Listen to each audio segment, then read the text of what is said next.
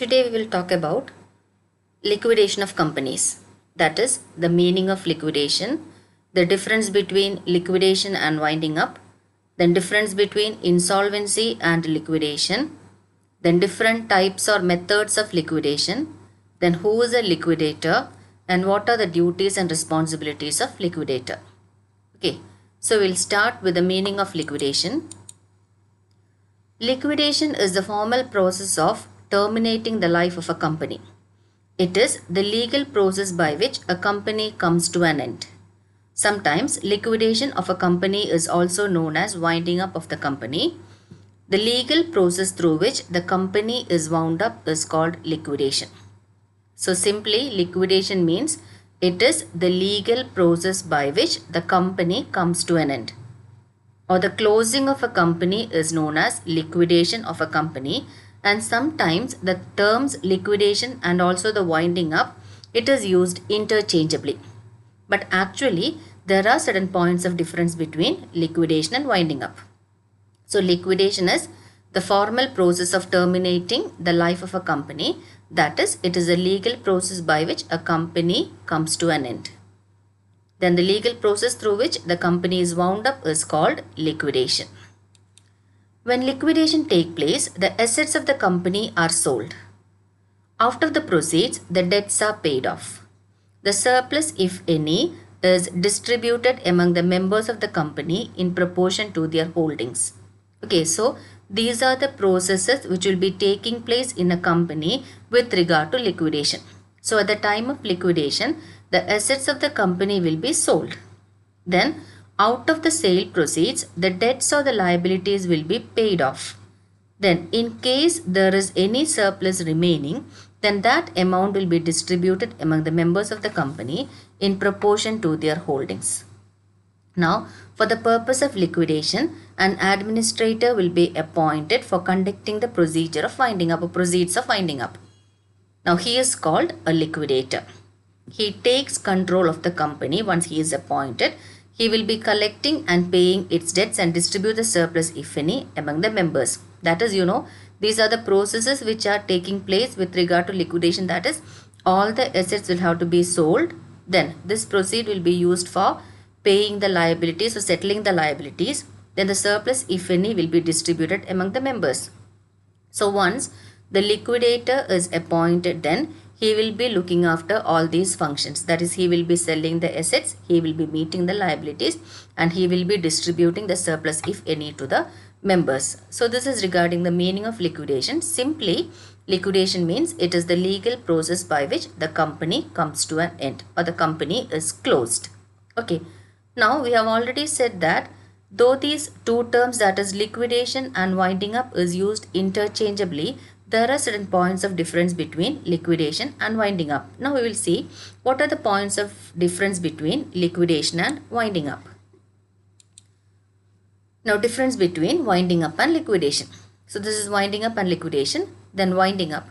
Actually winding up precedes liquidation and liquidation follows winding up. So this is the first stage and this is the second stage. So winding up precedes liquidation and liquidation follows winding up. Then winding up is a process actually, but liquidation is the result. Then even after winding up, the company exists as a legal entity until it is liquidated. Now after liquidation, the company ceases to exist as a legal entity. And finally, when the company is wound up, the business may be continued. Now when the company is liquidated, there is no question of continuation of business. So these are the points of difference between winding up and liquidation. So first point is winding up precedes liquidation and liquidation follows winding up. Then winding up is a process but liquidation is a result. Then even after winding up, the company exists as a legal entity, but after liquidation, the company ceases to exist as a legal entity. Then when the company is wound up, the business may be continued for some more time with regard to liquidation. But when the company is liquidated, there is no question of continuation of business. Okay, so that is the difference between winding up and liquidation. Now we will see the points of difference between liquidation and insolvency. So insolvency, you know, that is when the assets are not capable of meeting the liabilities, then we can call that situation as insolvency situation. Okay, so liquidation and insolvency, there are certain points of similarity between liquidation and insolvency, and also there are certain points of difference between liquidation and insolvency. Okay, the similarity is that in both the cases, the assets are sold, the proceeds are used to discharge the liabilities, and surplus, if any, is distributed among the members. So, in case of both liquidation as well as insolvency, the assets will be sold. The proceeds will be used for discharging the liabilities, and the surplus, if any, will be distributed among the members. So, this is the point of similarity between liquidation and insolvency. But there are certain points of difference between liquidation and insolvency, and the difference is insolvency is applicable to individuals, partnership firm, and also Hindu undivided family. So usually insolvency or the term insolvency is related to individuals, partnership, and Hindu undivided family or joint Hindu families. But liquidation is applicable to joint stock companies. Now, the person declared insolvent or the person is declared insolvent when the assets are insufficient to pay liabilities. So, a person will be declared insolvent. So, person here includes all these items. Okay, individuals, partnership, etc. So, person declared insolvent when assets are insufficient to pay the liabilities. But for a company, when the assets are not sufficient to meet the liability, it is not needed to be liquidated, or it need not be liquidated, but it can be reconstructed, that is internal reconstruction is possible. Now again, a solvent company may be liquidated just like the case of amalgamation. So a company need not always be liquidated when it is insolvent. Even a solvent company can be liquidated, for example the case of amalgamation. So these are the points of difference between insolvency and liquidation. So insolvency is applicable to individuals, partnerships, then Hindu undivided family, etc. But liquidation is applicable to joint stock companies. Now, person will be declared insolvent when the assets are insufficient to pay the liabilities. But for a company, when assets are not sufficient to meet the liability, then it need not be liquidated, but it can be reconstructed. And again, even a solvent company can be liquidated. Okay. Now we will see the methods of winding up or liquidation. There are three methods of winding up of the company or liquidation of the company. And the three methods are compulsory winding up, voluntary winding up, and voluntary winding up under supervision of the court. So there are three methods of winding up, so there are three methods by which a company can be wound up. One is compulsory winding up, second one is voluntary winding up, and the third one is voluntary winding up under the supervision of the court. So first one is compulsory winding up. So compulsory winding up, otherwise known as winding up by court. So compulsory winding up is also known as winding up by the court. In compulsory winding up, the court orders the winding up of a company. The court appoints the official liquidator to wind up the affairs of the company. The court may order the winding up of the company in the following circumstances. Okay, so in case of compulsory winding up, the court will be ordering the winding up of a company, not the members or creditors or anyone. In case of compulsory winding up, the court will be ordering the winding up of a company. Now, for the purpose of liquidation, the court will be appointing the official liquidator. So, look after the affairs with regard to liquidation, the court will be appointing the official liquidator. And again, the court may order for compulsory winding up in the following circumstances. Now, what are the circumstances in which the court will be ordering for the compulsory winding up or winding up of a company? So, first one is if the company has by special resolution resolved that the company may be wound up by the court. So, the first condition is in case the company by special resolution has resolved that the company may be wound up by the court. Okay, so if it is passed by the special resolution. Then the second is if default is made in delivering the statutory report or in holding statutory meeting. So in case the company has made a default in delivering the statutory report or holding a statutory meeting, then also the company can be wound up by the court. Then if the company does not commence its business within a year after incorporation or suspends business for a whole year. Okay, if the company does not commence its business within a year after incorporation. So after incorporation, the company has to start the business. So if the company has not started the business after 1 year of incorporation, or if it suspends or cancels the business for a whole year, in that case also the court may order for the winding up. Then if the number of members falls below 7 in case of public company and below 2 in case of private company. So in case there is no minimum number. If the number of members falls below 7 in case of public company and below 2 in case of private company. Then if the company is unable to pay its debts, that is insolvency situation. Then if the court is of the opinion that it is just and equitable that the company should be wound up. In all these cases, the company can be wound up by the court. So these are the 6 situations in which case the company can be wound up by the court. One is if the company has passed a special resolution. Then if the company has made a default in delivering the statutory report or holding statutory meeting. Then if the company does not commence its business within 1 year after incorporation or suspends the business for a whole year. Then if the number of members falls below 7 in case of public company and 2 in case of private company. If the company is unable to pay its debts, and also if the court is of the opinion that it is just and equitable that the company can be wound up or should be wound up. Okay, so this is the first method of winding up, that is compulsory winding up, otherwise known as winding up by the court. Now the second one is voluntary winding up. Now voluntary winding up take place without the intervention of the court. So in the first case, the winding up will be done by the court. In the second case, that is voluntary winding up, the voluntary winding up take place without the intervention of the court.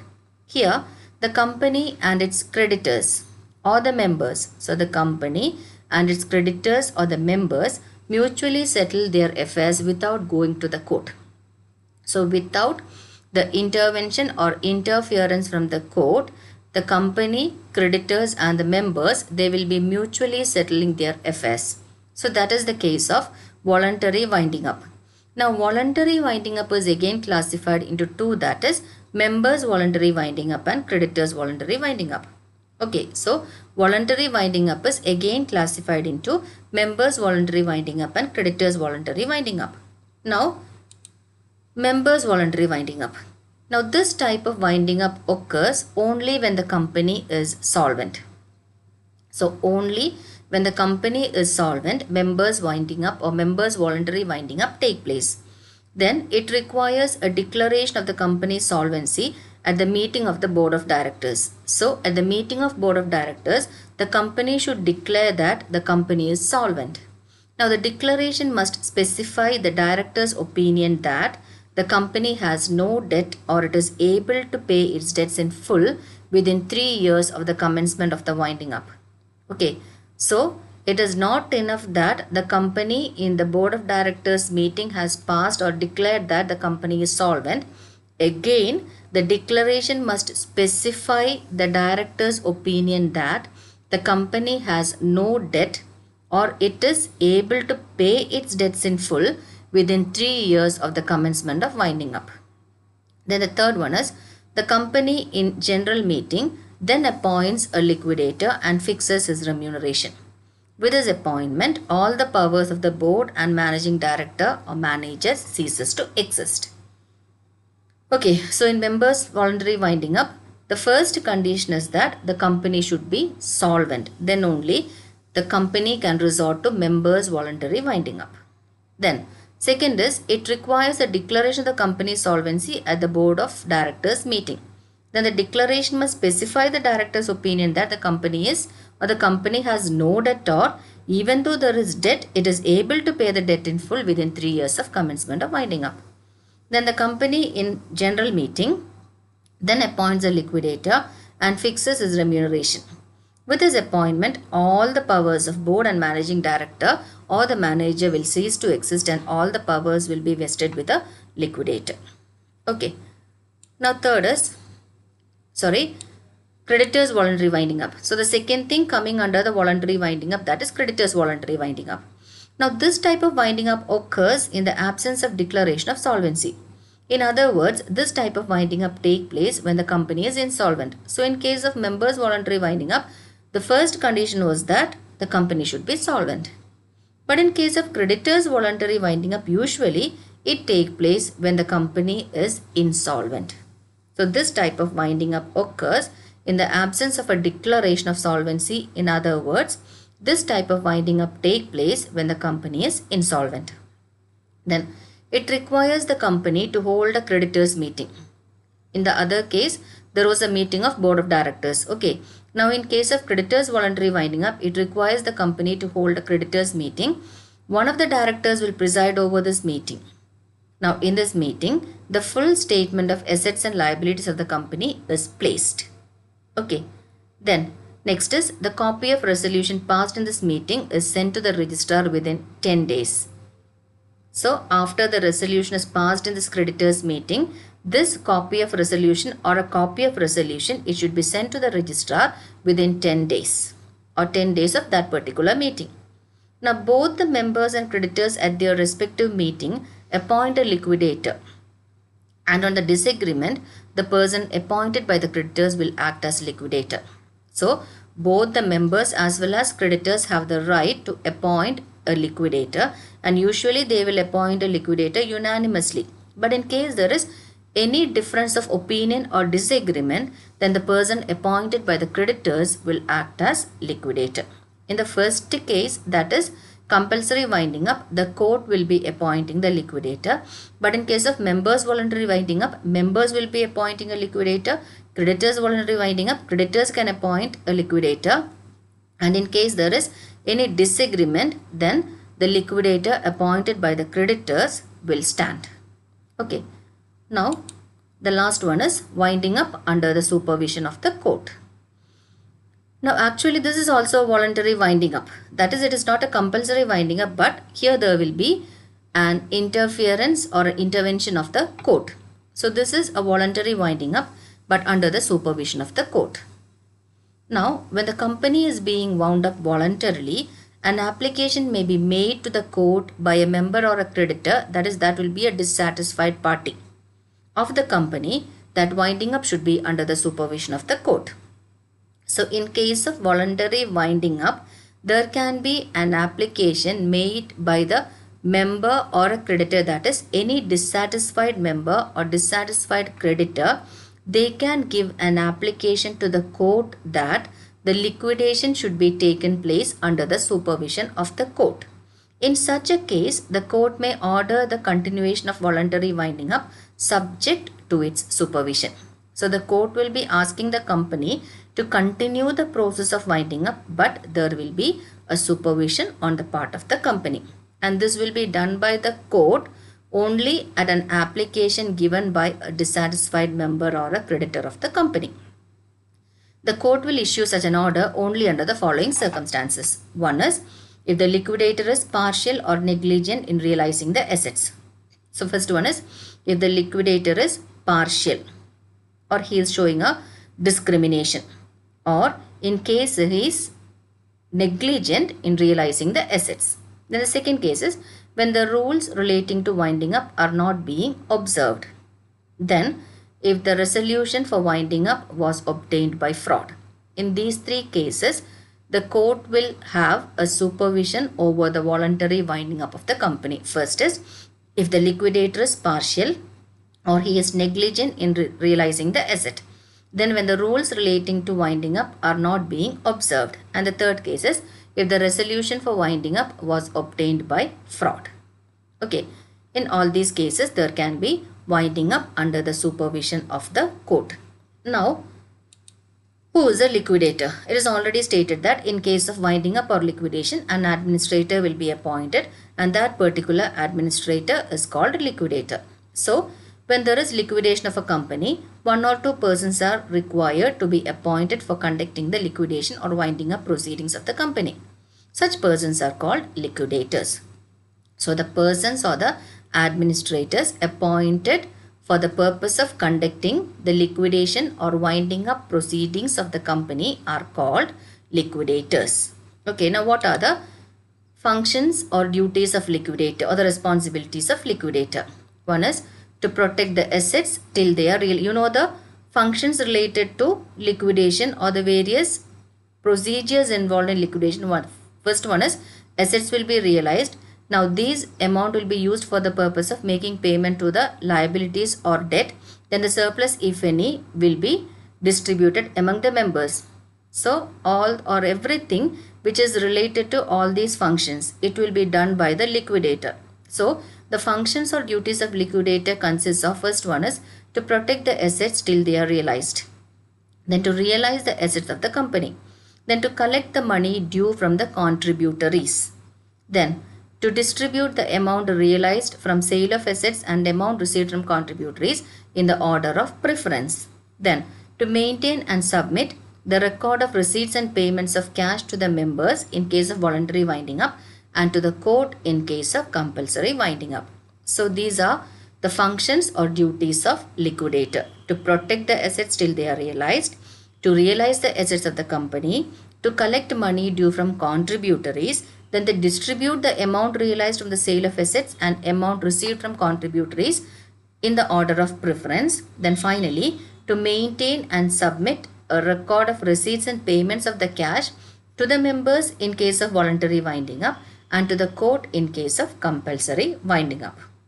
So that's all regarding the introductory theory with regard to liquidation, that is what is liquidation, then difference between liquidation and winding up, difference between liquidation and insolvency, different methods of winding up, that is compulsory winding up, voluntary winding up, again classified into members voluntary winding up and creditors voluntary winding up, then winding up under the supervision of the court, then who is a liquidator and what are the functions and duties of liquidator. Okay, thank you.